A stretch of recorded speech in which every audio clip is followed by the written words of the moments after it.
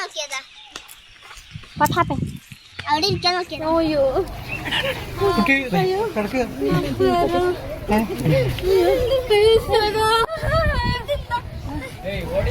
അങ്ങനെ 4 ദിവസം മുമ്പ് കാണാതായിട്ടുള്ള ശ്രീനന്ദ എന്ന് പറയുന്ന പെൺകുട്ടിയുടെ മൃതദേഹം ഇന്ന് കണ്ടെത്തിയിരിക്കുകയാണ്. അപ്പോൾ ഇതിനകത്ത് ഭയങ്കര ദുരൂഹതകൾ ഒളിഞ്ഞു കിടപ്പുണ്ട്. ഇത് സ്വാഭാവികമായിട്ടുള്ളൊരു മരണമായിട്ട് തോന്നുന്നില്ല. കാരണം ഈ കുട്ടിയുടെ ബോഡി കണ്ടെടുക്കുന്ന സമയത്ത് മുഖമാകെ വികൃതമായിട്ട് ഇരിക്കുന്ന ഒരവസ്ഥയിലായിരുന്നു. അതുമാത്രമല്ല വസ്ത്രങ്ങളൊക്കെ പിച്ചി കീറിയ നിലയിലായിരുന്നു. അപ്പോൾ ഈ കുട്ടിയെ കാണാതായിട്ട് ഇപ്പോൾ 4 ദിവസമായി. ഇപ്പോൾ സംഭവം എന്താണെന്ന് വെച്ച് കഴിഞ്ഞാൽ വാർത്തകളിലൂടെയൊക്കെ നമ്മൾ കണ്ടതാണ്. ഫാമിലി ആയിട്ട് വിനോദസഞ്ചാരത്തിന് ചിക്കമംഗളൂരത്തിലെ ഒരു വനത്തിലേക്ക് പോയതാണ്. ഒരു വെള്ളച്ചാട്ടം കാണാൻ പോയതാണ് ഫാമിലി ആയിട്ട് പോയതാണ്.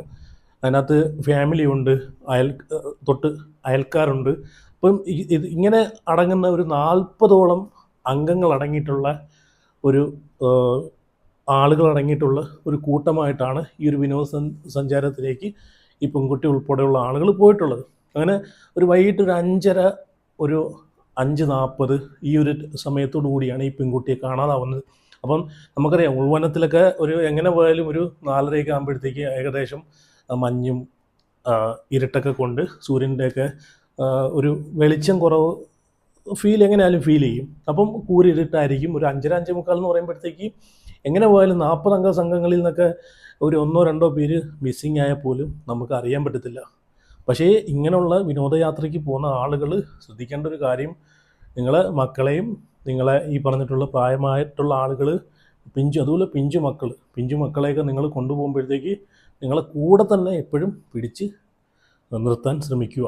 കാരണം ഇങ്ങനെയൊക്കെ ഒരു ഉൾവനത്തിലേക്ക്, പ്രത്യേകിച്ച് ഈ ചിക്കമംഗളൂർ, ബാംഗ്ലൂർ, കർണാടക പോലുള്ള സ്ഥലങ്ങളിലേക്ക് നമ്മൾ കേരളത്തിൻ്റെ അതിർത്തി വിട്ട് പോകുന്ന സ്ഥലങ്ങളിലേക്കൊക്കെ പോകുമ്പോഴത്തേക്ക് നിങ്ങൾ ശ്രദ്ധിക്കുക, ഇവിടെയൊക്കെ ഡ്രഗ്സ് മാഫിയകളും അതുപോലെ ഇങ്ങനെയുള്ള ഒരുപാട് ലോബികൾ അടങ്ങിയിട്ടുള്ളൊരു സ്ഥലങ്ങളാണ്. നമുക്കൊന്നും ചെയ്യാൻ പറ്റാത്ത അവസ്ഥയാണ്. ഇതുപോലുള്ള സ്ഥലങ്ങളിലൊക്കെ ഒരുപാട് ആക്രമണങ്ങൾ നടക്കുന്നുണ്ട്. ഇതുപോലുള്ള സാമൂഹിക വിരുദ്ധരായിട്ടുള്ള ആളുകളെയൊക്കെ ഇതൊക്കെ ഉള്ള സ്ഥലങ്ങളാണ്.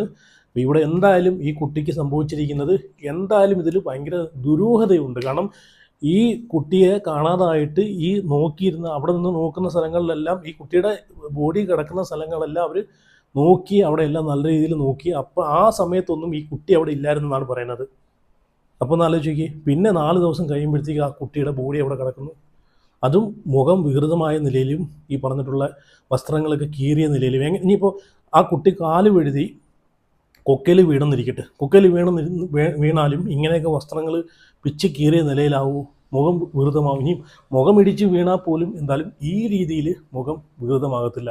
എന്തായാലും ആ ഒരു വാർത്തയൊന്ന് കണ്ടു നോക്കാം. അവിടെ നിന്ന് കയറി വന്നു കഴിഞ്ഞാൽ അവിടെ ഒരു പാർക്കിംഗ് ഗ്രൗണ്ട്, അവിടെയാണ് നമ്മൾ വണ്ടി പാർക്ക് ചെയ്തത്. ആ പാർക്കിംഗ് ഗ്രൗണ്ടിന് ശേഷം അപ്പുറത്താണ് ഈ ചരിവുള്ളത്, ഇപ്പോൾ ബോഡി കിട്ടിയെന്ന് പറയുന്ന ചരിവുള്ളത്. അപ്പോൾ അവിടേക്ക് കുട്ടി പോയിട്ടില്ല. കാരണം ലാസ്റ്റ് കുട്ടി നമ്മൾ കാണാതായത് ഈ സൈഡ് വ്യൂ പോയിന്റിലാണ്, മണിക്കര വെള്ളച്ചാട്ടത്തിൻ്റെ അവിടെ നമ്മൾ ലാസ്റ്റ് കണ്ടത്. അവിടെ നിന്ന് സ്റ്റെപ്പ് കയറി വന്നത് കുട്ടി ഇപ്പുറത്തെ സൈഡിലോട്ടായിരുന്നു. ആ പാർക്കിംഗ് ഗ്രൗണ്ടിൻ്റെ ഇടയ്ക്കുള്ള 100-150 മീറ്ററിൻ്റെ ഈ സൈഡിലാണ് ഈ കുട്ടി വന്നത്. അവിടെ നിന്ന് 10 നമ്മൾ കുട്ടി കാണാതെ നമ്മൾ തിരയുമ്പോൾ കുട്ടിയുടെ അച്ഛനും അമ്മ ബാക്കിയുള്ളവരെല്ലാം ഇപ്പോൾ ബോഡി കിട്ടിയെന്ന് പറയുന്ന ആ ഭാഗത്തേക്ക് നോക്കി നിന്നിട്ട് കുറേ പേര് അവിടെ താഴെ ഉണ്ടായിരുന്നു ആ സമയത്ത്. അപ്പോൾ അവിടെ പോയിട്ടില്ല എന്നുള്ള കാര്യം ഷുവറാണ്. അപ്പോൾ ഒരു ദുരൂഹത ഉണ്ടായിരുന്നത്. അന്വേഷണം വേണം. അപ്പോൾ കുട്ടി വെള്ളച്ചാട്ടം കണ്ട് തിരിച്ചു വന്ന ടിക്കറ്റ് കൗണ്ടർ വരെ എത്തി എന്ന് പറയുന്നുണ്ട്. അപ്പോൾ അത് ടിക്കറ്റ് കൗണ്ടർ വരെ എത്തി. പിന്നെ അതിനുശേഷം പോലീസ് ഡോഗ് വന്നു. പോലീസ് ഡോഗ് വന്നപ്പോൾ അവിടെ നിന്ന് ലെഫ്റ്റ് കയറിയിട്ട് ഷോപ്പിൻ്റെ അടുത്ത് വരെ വന്നു. പിന്നെ തിരിച്ചു പോയി. അപ്പോൾ അവിടെ നിന്ന് ഈ ഒരു സൈഡിലേക്ക് ഏകദേശം ഒരു 150 മീറ്ററിലും ഡിഫറൻസ് ഉണ്ടാവും. പിന്നെ ആ സമയത്ത് കുട്ടിയുടെ രക്ഷിതാക്കളെല്ലാം ഇപ്പുറത്ത് നിൽപ്പുണ്ടായിരുന്നു. കുട്ടിയുടെ അച്ഛനും ബാക്കിയുള്ളവരും അവർ നിൽക്കുമ്പോൾ അവിടെ നിന്നാണ് ഞാൻ അവനെ വിളിച്ച് ചോദിച്ചത്, രമേശ് ഇവിടെ അന്ന് വന്നിട്ടില്ല എന്ന് പറഞ്ഞു. അപ്പോൾ ശരിക്കും ഇവർ ആ സൈഡിൽ നിന്നിരുന്നത്. ഇപ്പോൾ ഈ ബോഡി കിട്ടിയെന്ന് പറയുന്ന ആ ഏരിയയിലാണ് ഇവർ നിന്നിരുന്നത്.